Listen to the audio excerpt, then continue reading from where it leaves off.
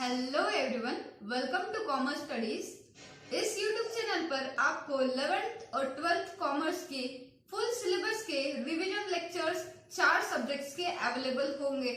तो चैनल को सब्सक्राइब करो, वीडियो को लाइक किया करो ताकि मैं और ज्यादा मोटिवेट हो सकूं, मैं और ज्यादा अच्छे से आपको पढ़ा सकूं।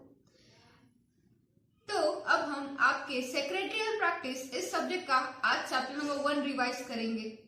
तो चैप्टर है आपका फर्स्ट चैप्टर सेक्रेटरी। तो ये चैप्टर में हमको क्या क्या आज रिवाइज करना है ये पहले पॉइंट्स आप देख लो। जब आप ये बुक खोलते हो तो आपके बुक में चैप्टर के हेडिंग के नीचे आपको एक बॉक्स दिखाई देगा, स्क्रीन पर भी आप ये देख पा रहे हो। तो अब 1 बाय 1 मैं पॉइंट्स रीड करती हूँ कि हमको इस चैप्टर में क्या क्या पढ़ना है। फर्स्ट पॉइंट है ओरिजिन ऑफ सेक्रेटरी। सेक्रेटरी ये वर्ड बेसिकली आया कहां से, ये हमको इस पॉइंट में पढ़ना है। देन सेकेंड पॉइंट है मीनिंग और डेफिनेशन। हमको इस चैप्टर में सेक्रेटरी इस वर्ड का मीनिंग और उसकी डेफिनेशन देखनी है। थर्ड पॉइंट है फीचर। हमको इस चैप्टर में सेक्रेटरी के फीचर्स क्या क्या है वो देखना है। पॉइंट नंबर 4 है इम्पोर्टेंस। एक सेक्रेटरी का इम्पोर्टेंस क्या है वो भी हमको इस चैप्टर में देखना है। देन फिफ्थ पॉइंट है टाइप्स। सेक्रेटरी के बहुत सारे टाइप्स है, अलग अलग तरह के, तो वो कौन कौन से टाइप्स है वो भी हमको देखना है इस वीडियो में। देन पॉइंट नंबर 6 है फंक्शंस ऑफ सेक्रेटरी। एक सेक्रेटरी को कौन कौन से फंक्शंस परफॉर्म करने होते हैं ये भी हमको इस चैप्टर में देखना है। Then point number 7 qualities of secretary. एक सेक्रेटरी में क्या क्या क्वालिटीज होते हैं वो भी हमको इस चैप्टर में पढ़ना है। तो चलिए इंट्रोडक्शन स्टार्ट करते हैं। चैप्टर के इंट्रो में आपको ये बोला है कि जैसे जैसे इंडियन इकोनॉमी ग्रो कर रही है, जैसे जैसे इंडिया का बिजनेस ग्रो कर रहा है, वैसे वैसे इंडियन बिजनेसमैन की, जो इंडियन एंटरप्रेन्योर है, उनकी एक सेक्रेटरी के लिए डिमांड जो है वो बढ़ गई है। तो वो डिमांड बढ़ गई है, इसलिए आपके सिलेबस में आपको ये चैप्टर पढ़ने के लिए दिया गया है। इसका बेसिक उद्देश्य क्या है ये चैप्टर पढ़ने के पीछे? तो फर्स्ट वन, आज की बिजनेस नीड के हिसाब से एक बड़ा बिजनेसमैन या फिर एक एंटरप्रेन्योर जिसका वर्कलोड बहुत हेवी है, उनको एक अच्छे सेक्रेटरी की जरूरत होती है। तो जब कभी आप आपका ग्रेजुएशन या 12th वगैरह कंप्लीट करके एज ए सेक्रेटरी किसी फर्म में या किसी इंडिविजुअल के सेक्रेटरी के रूप में आप अपॉइंट होते हो, तो आपको तब सेक्रेटरी इस वर्ड का बेसिक मीनिंग पता होना चाहिए। तो बेसिक मीनिंग अब हम देखते हैं इसका।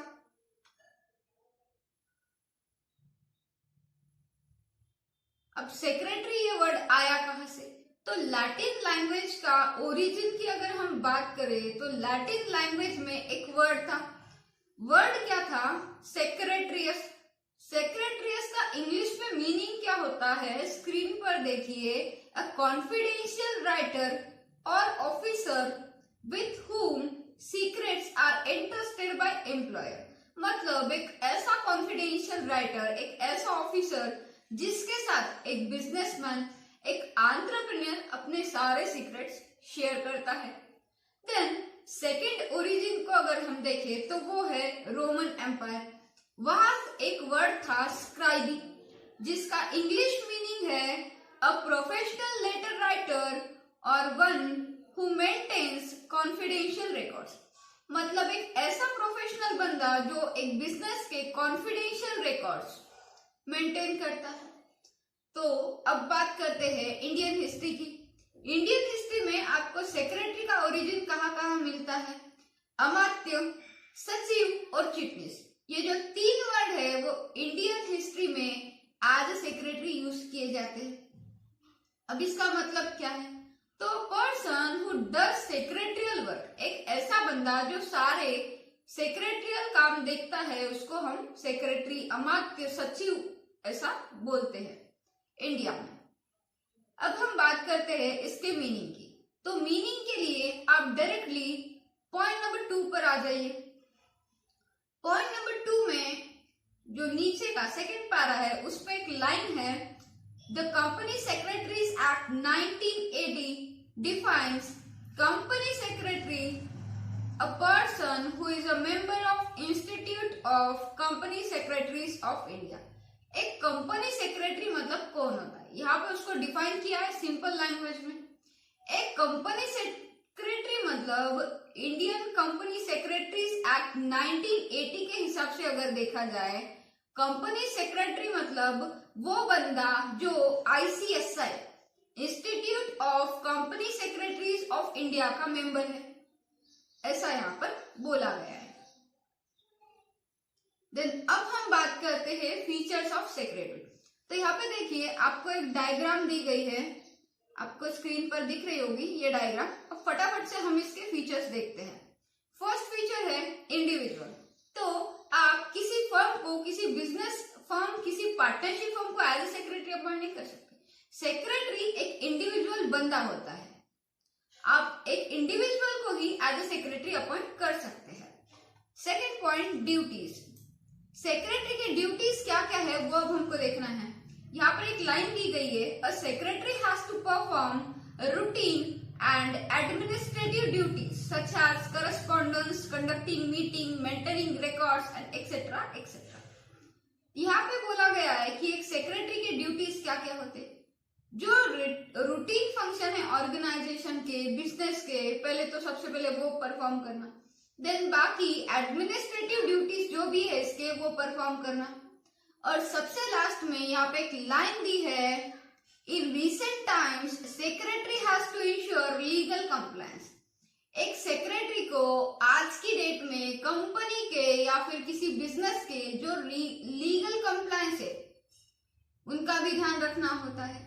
Point number 3, qualifications. Every secretary must possess certain qualifications. एक सेक्रेटरी के अपने कुछ क्वालिफिकेशन होते हैं। अगर आप as a company secretary, as a CS किसी कंपनी में अपॉइंट कर रहे हो तो आप CS प्रोफेशनल क्लियर होना चाहिए, आप institute of company secretaries of India के मेंबर होना चाहिए। फोर्थ पॉइंट की बात करें हम तो यहाँ पे लिखा है अपॉइंटमेंट। अब अपॉइंटमेंट कैसे होती है एक सेक्रेटरी की, तो एक individual, professional, society, corporation, government और पब्लिक ऑर्गेनाइजेशन या फिर जॉइंट स्टॉक कंपनी, इन सब में एक सेक्रेटरी की अपॉइंटमेंट हो सकती है। Then fifth point, paid employees. अब एक सेक्रेटरी मतलब एक एजुकेटेड बंदा जिसको कि लीगल कंप्लायंस, जो रूटीन डेली वर्क है वो सब पता होता है, तो ये आपके लिए फ्री में तो काम नहीं करेगा, तो आपको इसके लिए कुछ पे करना पड़ेगा। तो यही बोला है यहाँ पर कि एक सेक्रेटरी जो होता है वो एक पेड एम्प्लॉय होता है, वो आपके लिए फ्री में काम नहीं करता। Next point, confidential officer.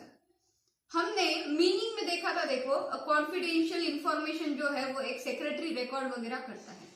तो कॉन्फिडेंशियल ऑफिसर मतलब अगर आप किसी कंपनी में एज ए सेक्रेटरी अपॉइंट हो रहे हो तो आपको उस कंपनी के सारे सीक्रेट्स पता होंगे। अगर आप किसी इंडिविजुअल के सेक्रेटरी हो तो वहां पे आपको उस इंडिविजुअल के सारे राज पता होंगे। तो कॉन्फिडेंशियल ऑफिसर मतलब ऐसा बंदा जिसके पास कॉन्फिडेंशियल इंफॉर्मेशन है कंपनी की।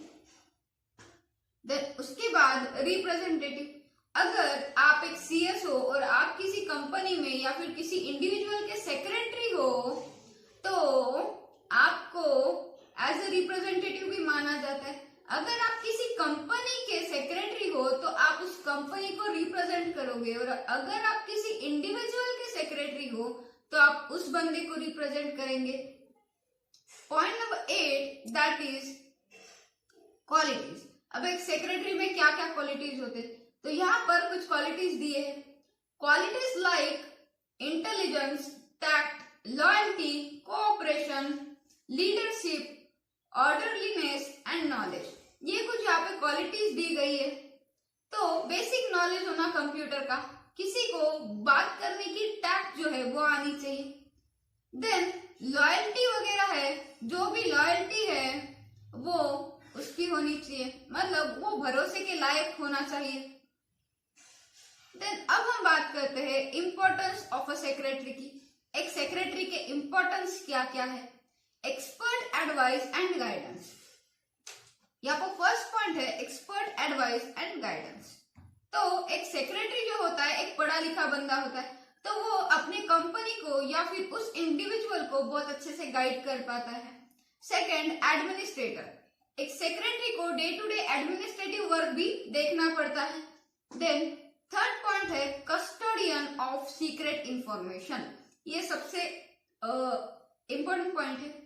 जो एक सेक्रेटरी होता है उसके पास कॉन्फिडेंशियल इंफॉर्मेशन होती है, ये तो हमने देखा। अब वो कॉन्फिडेंशियल इंफॉर्मेशन को अच्छे से रखना भी उसकी जिम्मेदारी होती है।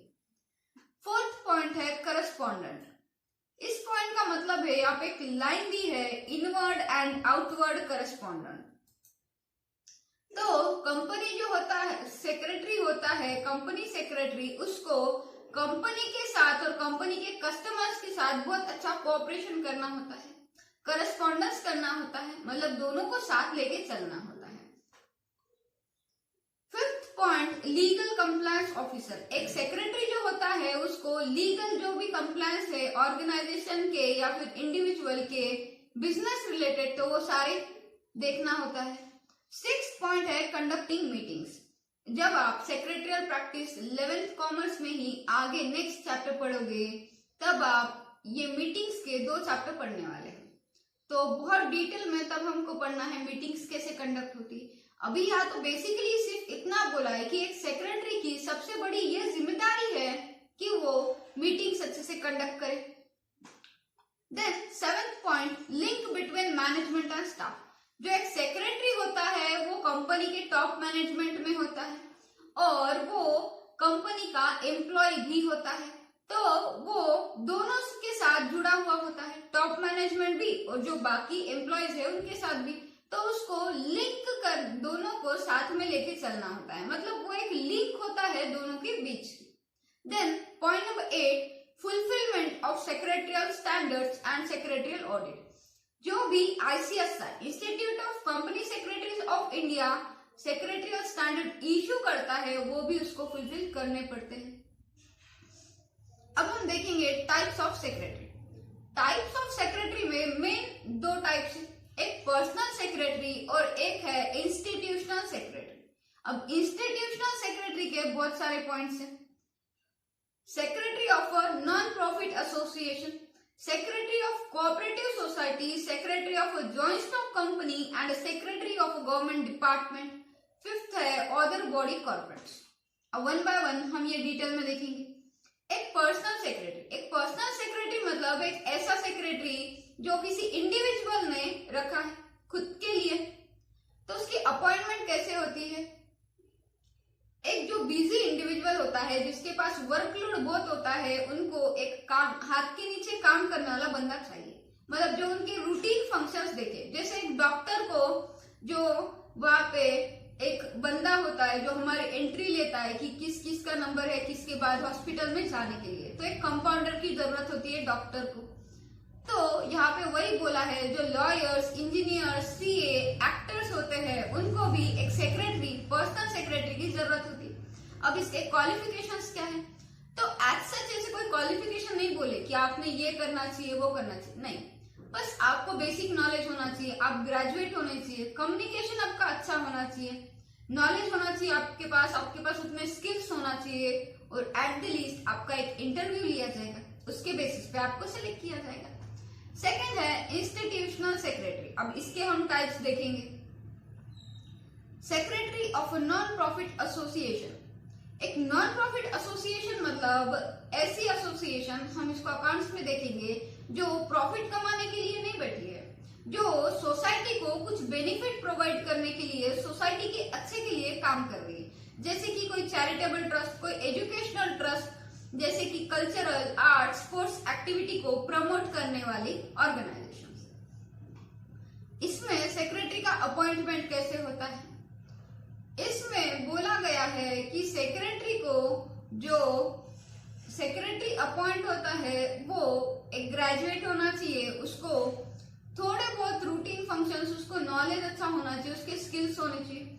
अब उसका क्वालिफिकेशन, तो क्वालिफिकेशन एज सच यहाँ पे कोई भी प्रिस्क्राइब नहीं है, और इसको जो ट्रस्ट है वो इसको सेक्रेटरी को अपॉइंट करेंगे यहाँ पर। क्वालिफिकेशंस में यहाँ पर भी बस बेसिक नॉलेज की बात की है। Second point, secretary of a cooperative society. एक कोऑपरेटिव सोसाइटी में एक सेक्रेटरी कैसे अपॉइंट होता है? तो अपॉइंटमेंट में पढ़ते हैं, the members elect their representatives called management committee. One of the members of the managing committee is appointed as secretary. Generally, such secretary works on honorary basis for large-scale cooperative organizations. Secretary may be appointed as a full-time employee or on salary basis. यहाँ पे जो इसके qualifications है, अगर उनकी बात करें तो यहाँ पे क्वालिफिकेशंस क्लियर नहीं है, पर उसको अच्छा नॉलेज होना चाहिए, वो एटलीस्ट एक ग्रेजुएट बंदा होना चाहिए, ऐसा यहाँ पर बोला गया है। Then next third point, secretary of joint stock company. एक जॉइंट स्टॉक कंपनी है, उसमें आपको एज ए सेक्रेटरी अपॉइंट करते हैं, तो वहां पर आपको कौन कौन अपॉइंट कर सकता है एक बार ये देख लो। The company secretary is appointed right from the time the company is formed to look after various aspects of business. जब एक कंपनी बनती है तभी board of directors power of attorney देके जो भी कंपनी को बनाने की प्रोसीजर है वो एक सीएस से करवाते हैं। देन क्वालिफिकेशंस की बात की जाए तो आपको कंपनी सेक्रेटरी कोर्स करना पड़ेगा अगर किसी कंपनी में एज ए सेक्रेटरी अपॉइंट होना है तो, और सीएस एक बहुत ही रेप्यूटेड कोर्स है इंडिया का। Secretary of government department. Government department आपको जैसे कि मिनिस्ट्री और स्टेट गवर्नमेंट, सेंट्रल गवर्नमेंट, यहाँ पे आप जब सेक्रेटरी बनोगे तो आपका क्वालिफिकेशंस क्या होंगे? आप एमपीएससी और यूपीएससी जो भी एग्जाम्स आपको एप्लीकेबल होंगे उस लेवल के लिए आपको वो क्लियर करने होंगे। देन नेक्स्ट पॉइंट है फंक्शंस ऑफ सेक्रेटरी। तो करस्पॉन्डेंस, ये हमने पहले भी पढ़ा है तो अब मैं इसको रिपीट नहीं पढ़ाऊंगी। Then office management, second point है ऑफिस मैनेजमेंट। ऑफिस मैनेजमेंट में जो भी ऑफिस का डेली रूटीन मैनेजमेंट होता है, जो भी मीटिंग्स का मैनेजमेंट है, उस सब का आपको ध्यान रखना होगा as a secretary. Then reception function, a personal secretary attends to telephone calls and visitors, attend to inquiries, fixing appointments etcetera. एक जो सेक्रेटरी है, पर्सनल सेक्रेटरी है, उसको सभी पर्सनल काम जो भी अपने सर के है वो आपको देखने होंगे। जिसके पास भी आप पर्सनल सेक्रेटरी बोल के काम कर रहे हो उसके सारे पर्सनल काम आपको थोड़े थोड़े देखने होंगे। Then financial functions, secretary handle the banking transaction and maintain proper books of account. एक सेक्रेटरी को उसके बैंक ट्रांजेक्शन, उसके फाइनेंशियल रिकॉर्ड्स का भी ध्यान रखना होता है। जहां पे वो एज ए सेक्रेटरी अपॉइंट होता है उस इंडिविजुअल का या फिर उस फर्म का उसको फाइनेंशियल रिकॉर्ड्स भी देखना होता है। अरेंजिंग मीटिंग्स, मीटिंग्स को अरेंज करना ये भी उसका काम होता है। स्टैट्यूटरी फंक्शंस, जो भी स्टैट्यूटरी रेगुलेशंस है, फंक्शंस है, जैसे कि शॉप एक्ट लाइसेंस वगैरह, ये एक्सपायर होते हैं तो इसको रिन्यू कराना वगैरह वगैरह, ये सब भी उसको देखना पड़ता है। Then assistance in formulating policies, policies किसी को अगर इंडिविजुअल को या कंपनी में पॉलिसीज बनाना है तो जो सेक्रेटरी है वो बेसिक गाइडेंस प्रोवाइड करेगा, बेसिक नॉलेज आपका प्रोवाइड करेगा और इंफॉर्मेशन भी प्रोवाइड करेगा। प्रोवाइडिंग, देखिए नेक्स्ट पॉइंट आ गया प्रोवाइडिंग इंफॉर्मेशन। जो इंफॉर्मेशन बेसिक कंपनी सेक्रेटरी के पास अवेलेबल है उसको वो बोर्ड ऑफ डायरेक्टर्स को या फिर उस इंडिविजुअल को प्रोवाइड करेगा। Then ninth point administrative function, administration कैसे करना है, जैसे supervision of work, training, promotion, ये सब भी उसी के हाथ में होता है। क्वालिटीज ऑफ अ सेक्रेटरी, अब उसके क्वालिटीज क्या क्या होने चाहिए अब ये हम यहाँ पर देखते हैं। फर्स्ट क्वालिटी आपको स्क्रीन पर दिख रही है, एक्यूरेसी। एक सेक्रेटरी एक एक्यूरेट बंदा होना चाहिए जिसके पास बहुत सारा एक्सपीरियंस है। अगर एक्सपीरियंस है तो वो गलतियां कम करेगा, गलतियां कम करेगा तो उसकी एक्यूरेसी ऑटोमेटिकली बिल्ड होगी, बढ़ जाएगी। सेकंड है एडेप्टेबिलिटी, मतलब वो हर सिचुएशन को, हर बदलते चेंज को एडॉप्ट करने वाला होना चाहिए। वरना कोई गवर्नमेंट की पॉलिसी बदल गई और वो अपना काम ही ठीक से नहीं कर रहा है, ऐसे तो नहीं चलेगा। उसको चेंजेस को एक्सेप्ट करना चाहिए, जितने जल्दी हो सके उतना जल्दी। कोऑपरेटिवनेस, वो बाकी लोगों के साथ भी, स्टाफ के साथ, मैनेजमेंट के साथ कोऑपरेटिव बंदा होना चाहिए, वरना मैनेजमेंट अलग और वो अलग तो काम नहीं हो पाएगा smoothly. Then fourth one, courtesy, it employees politeness and kindness. एक एम्प्लॉय जो है वो एक अच्छा पोलाइट बंदा होना चाहिए। नेक्स्ट पॉइंट, इनिशिएटिव्स, जो भी फिफ्थ पॉइंट में बोला है इनिशिएटिव्स। अब जो भी इनिशिएटिव्स लेने हैं, जो अब कुछ रिस्क वगैरह है, कुछ प्रॉब्लम आ गई है, तो जल्दी से जल्दी डिसीजन लेना भी इसकी जिम्मेदारी है सेक्रेटरी की। सिक्स्थ पॉइंट है लीडरशिप, वो एज ए लीडर होना चाहिए, वो अपने बाकी स्टाफ को गाइड करने वाला होना चाहिए, उनका लीडर होना चाहिए, वो एक टीम स्पिरिट बनाने वाला बंदा होना चाहिए। सेवेंथ वन, लॉयल्टी, एक लॉयल बंदा होना चाहिए जिसपे एक इंडिविजुअल, एक कंपनी ट्रस्ट कर सके। एट्थ पॉइंट है ऑर्डरलीनेस, ऑर्डर्स को फॉलो करने वाला, सिस्टमैटिक मैनर में काम करने वाला, वरना दो काम साथ में कर रहा है, ये भी अधूरा वो भी अधूरा, ऐसे नहीं चलेगा। Then ninth point, pleasing personality, अगर कुछ गलती होती है तो गलती मेरी नहीं है, मैं कुछ सुधारने वाला नहीं, ऐसा नहीं बोलना। अगर कुछ गलती होती है तो एक्सेप्ट करो, वो गलती को एक्सेप्ट करके आगे बढ़ो, तो ये है प्लीजिंग पर्सनालिटी। नॉलेज सीकर, हमेशा वो नई नई बातें सीखने के लिए उत्सुक होना चाहिए, एक नॉलेज सीकर होना चाहिए जिसको हमेशा नया कुछ सीखने की चाह होनी चाहिए। देन पंक्चुअलिटी, वो उसको टाइम सेंस अच्छा होना चाहिए, वरना मीटिंग चालू हो रही है 10 बजे, सेक्रेटरी आ रहा है 11 बजे, क्या फायदा मीटिंग लेके, और इतनी इंपॉर्टेंट मीटिंग पूरी खराब हो सकती है। और मीटिंग में जो बड़े बड़े बोर्ड ऑफ डायरेक्टर्स, ये रेप्यूटेड बंदे होंगे, उनकी भी इमेज डाउन हो सकती है, तो आपको इस बात का ध्यान रखना है। साउंड जजमेंट, जब वो जजमेंट करेगा तो सोच समझ के करना चाहिए, वरना जो जबान उठाई और बोला कुछ भी, ऐसे नहीं चलेगा। सोच समझ के बोलो, ताकि जो आपके डिसीजन से आपके ऑर्गेनाइजेशन को और एक इंडिविजुअल को इसका अच्छा फायदा हो। Tactfulness, it means ability of a person to handle situation in the right manner. अगर सिचुएशन कहीं बिगड़ रही है, कहीं खराब हो रही है, तो इस बंदे को उस सिचुएशन को संभालते आना चाहिए। और सिर्फ ये चैप्टर पढ़ना, इसको बार बार पढ़ना काफी नहीं होता है। एग्जाम में 90+, 80+ स्कोर करने के लिए राइटिंग प्रैक्टिस भी उतनी ही जरूरी है। तो अगर आपकी स्टडी अच्छी चल रही है तो जरा खुद को तराशिए और बेहतर बनाने की कोशिश कीजिए। इसके लिए आप हमारे टेस्ट सीरीज भी परचेस कर सकते हैं। अगर वीडियो लेक्चर चाहिए तो आपको वो भी अवेलेबल हो जाएंगे। इसके लिए आप डिस्क्रिप्शन में लिंक दी है, उस पर मुझे कांटेक्ट कीजिए, और यहाँ पर मेरा इंस्टाग्राम आईडी जो है वो भी दिया है। अगर आपको इस चैप्टर रिलेटेड कोई डाउट है तो प्लीज मुझे इंस्टाग्राम पर मैसेज कीजिए। Thank you for watching this video, और ऐसे ही वीडियोस आगे देखने के लिए चैनल को सब्सक्राइब करना ना भूलें, और इसको ज्यादा से ज्यादा स्टूडेंट्स तक पहुंचाओ ताकि उन सबको इसका बेनिफिट हो सके। Thank you very much.